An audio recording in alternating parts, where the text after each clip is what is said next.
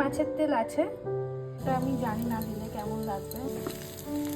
Hi everyone, আমি ঋতুপ্রিয়া আর আমার চ্যানেলের নতুন একটি মিনি ব্লগে আপনাদের জানাই অনেক অনেক ওয়েলকাম।